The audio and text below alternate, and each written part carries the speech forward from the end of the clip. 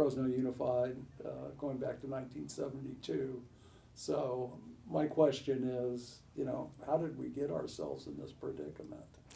I think you heard me say last night that when I went back from the time that I was a teacher, which is about 30-something years ago, we've not crossed the 50% mark. And so in Fresno Unified, and then that's like 30 years that I've been in this district. And so I think we have to really look at like what didn't, I mean, I just remember in the time that I was a teacher, when I first started, we had the state standards, but I didn't even know what that was. And so I figured out like halfway into my first year of teaching that, oh, these are the California standards. This is what I should actually be teaching students. And then how do I actually get into those very specific skills? And so I think you asked a really good question. How did we get here? I think we need to ask ourselves, like, why weren't we paying attention? And then people always talk about changing the culture, right? It's almost a cliche, but does the culture go beyond the school district? Is it the city's culture as well? What's your read on that? And this is just me, I don't think it's just only the responsibility of the school district. I think it's everyone. We talk a lot about like how we change what happens here in Fresno. We change what happens here by ensuring that all of our students learn how to read and we get them on grade level. And that solely should just not rest on the district, the educators, the administrators. It's everyone in our city wrapping resources and supports around our family so that our students get what they need. There's a lot of things beyond the school district that our students need that I don't have a lot of control over. So let me be a devil's advocate. You've been part of the system for 30 years. You've been part of the cabinet or the upper level for how many years, would you say? I would say cabinet the last 5. Okay, so Mm-hmm. when you would like to be superintendent, so what do you say to people that would say, well, she's been part of this, how could she possibly change it? I do know that as an educator, I got results. So I have taught kids how to read. I have taught students who are 2 or 3 grade levels below and gotten them to catch up and get them on grade level. So I do know how to do it. I did it as a teacher. I did it as when I was an aide. As a classified position, I was able to do it as a school site leader. I did it when I supervised schools. And so do I know how to do it? I do, because I actually have the proven results to be able to do this. Now, the hard part to your question is, how do we get everyone to do it? And again, referring to last night, there was this kind of, well, not direct back and forth, but remarks were made from the dais that, if a student improved by 1 grade level, let's say they're 3 grade levels behind, that would be fantastic. And you shot back that they need to be at grade level. So is your message, what is the message when you said, no, they need to be at grade level? So I think you were referring to the intervention goal that the board came up with. And what I was trying to do with clarity around that is that a proficiency goal that the board is aiming for, or is that an intervention goal? Because there's a difference between intervening for our students and then making sure that they get to proficiency. Now, the right interventions and the right appropriate scaffolding for a child does get them to proficiency, but for us, in that goal, and I'm just going to be really transparent, a child can come in 1 to 2 to 3 grade levels below, and if we move them 1 grade level, that does not necessarily mean that they're going to be on grade level. So in that intervention goal, to what you're referencing, what I was trying to get clarity from our board with is are we talking about intervention? Because in 1 year, we may not be able to get a child on grade level. And so it's now with that goal and the guardrails that, and the interim goals that we are setting what we are trying to do is how do we do it so that we get them caught up, and then we quickly get them caught up so that they are on grade level, because that is the goal. And that is the goal so the intervention goal plays right into the first goal they had, the early literacy goal, because the early literacy goal talks about we have to get every single first grader reading by first grade. If we do that, then the intervention goal, it makes it easier, because now we're not putting every single child in remediation. So if you think about our district right now, about 30% of our students are on grade level, 70% are not. And so if we do just only remediation for those students, we'll never get the district caught up.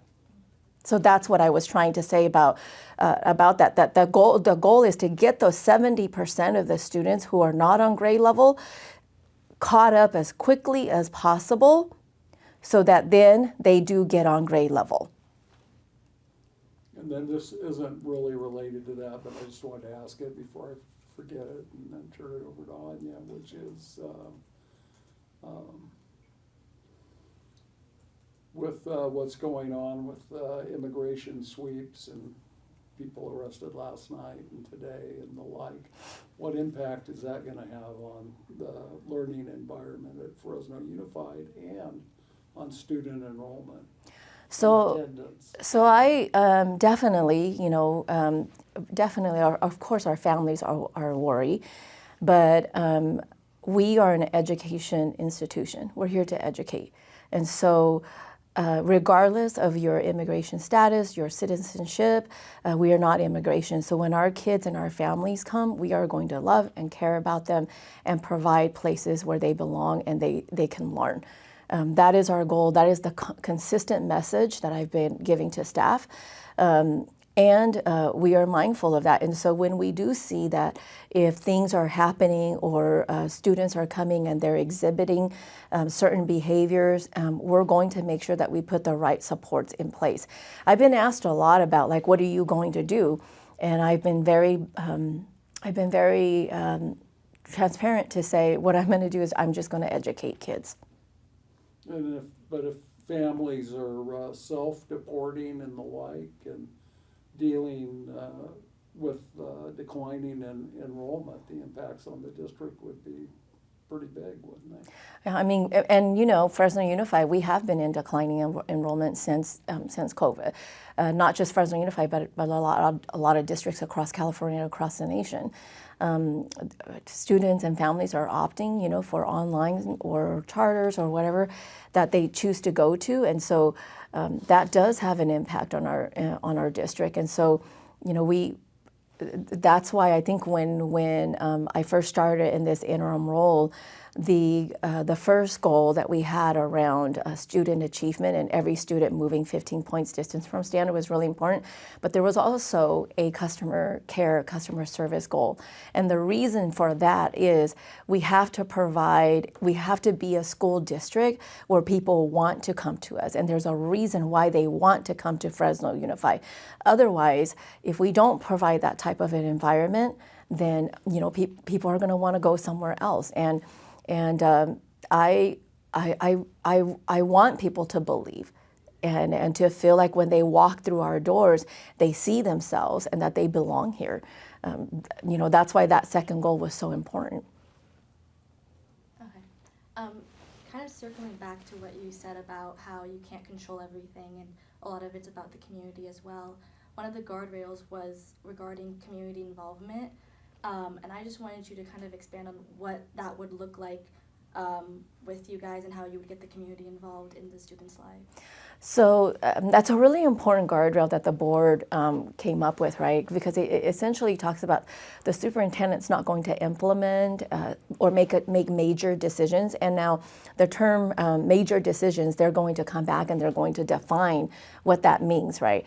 But when it comes to community engagement, my understanding is that we shouldn't make decisions now big decisions that impact what's going to happen without the community weighing in. And so if I'm going to make a decision around, let's just say, our students with disabilities, I gotta talk to I have to talk to the people who are going to be impacted by that, so that I know like what is it that they need, what is it that they want.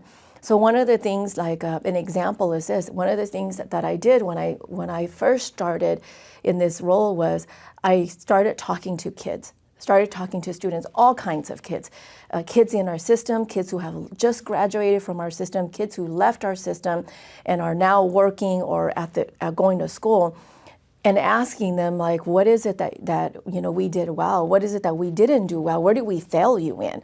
And so that's where, like, how do you engage so that you design a system for the people who actually have to go through it, and so that you design an experience that is relevant to them and not what's good sometimes for the people working in the system. And you can ask my staff, they'll tell you the one thing I push all the time, every time with them is, okay, but for the people who have to experience what we're designing, what is the experience going to be like for them? And speaking of that, you brought up students with disabilities. I know another one of the guardrails requires you guys, if it's about equity, and you guys kind of grouped in a lot of different groups of students, such as like African American students, students with disabilities, and these are very diverse groups. So I was wondering if you guys had plans specifically for each group to meet the needs of them. So, I really appreciated this guardrail from the trustees. And it actually, if you go back and you read the guardrail, it says the superintendent may not meet any of the goals if vulnerable populations don't meet their goals, right? Which is actually, for me, it's really high accountability for the superintendent and staff, because you can meet a goal, but then your students with disabilities could be really falling behind, or your African American students.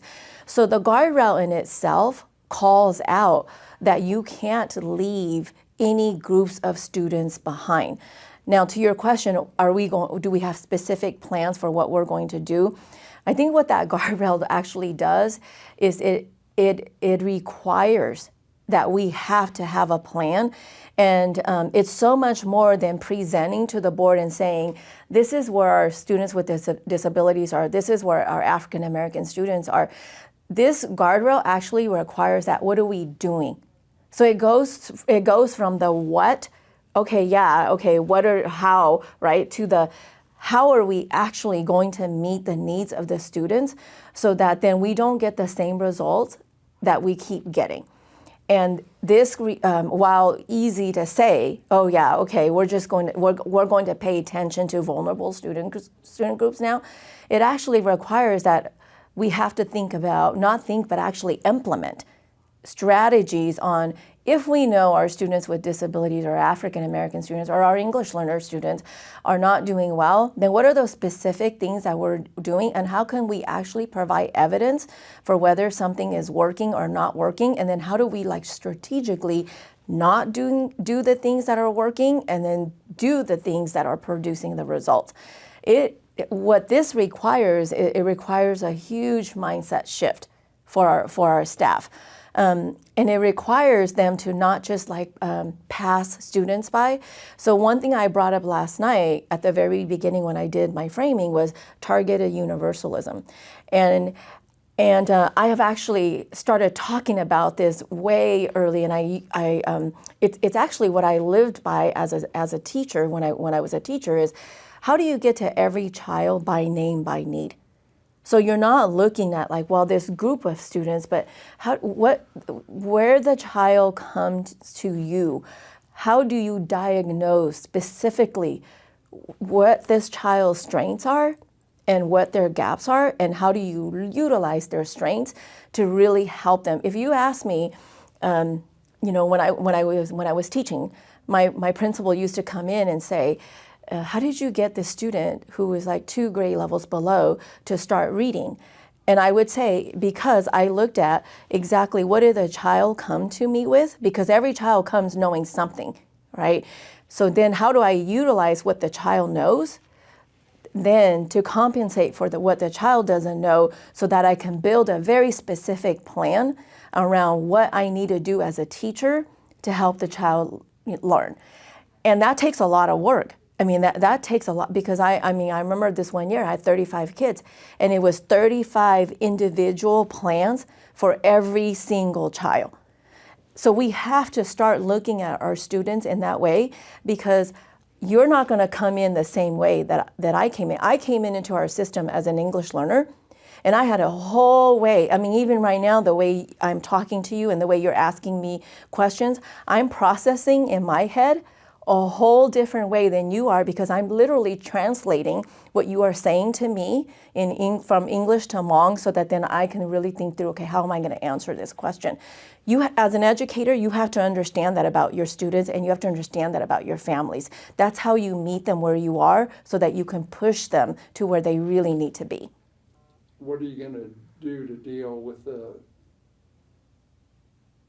this large district that's been highly resistant to change? How are you going to implement your plan, and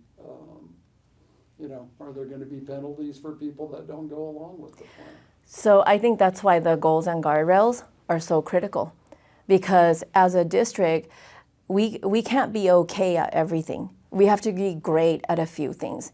And I think what the board has allowed us to do for the first time in Fresno Unified is allowed us to go from very big to now very narrow on, think about it, it's only four goals and 4 guardrails that we're going to have to go after. And the 4 goals clearly call out early literacy, getting every kid to read by 1st grade, interventions for every single child, what I just talked to you about, how do we appropriate scaffold so that a child doesn't ever just get below grade level work all the time, but they scaffold so that they start to get grade level work. And then there's a goal around college and career readiness. How do we graduate students that when they get out into the work world, or when they go into college, they are not taking a bunch of remediation classes, but they are ready to go. They are A through G ready. They have the necessary skills. And then there's a goal around life skills.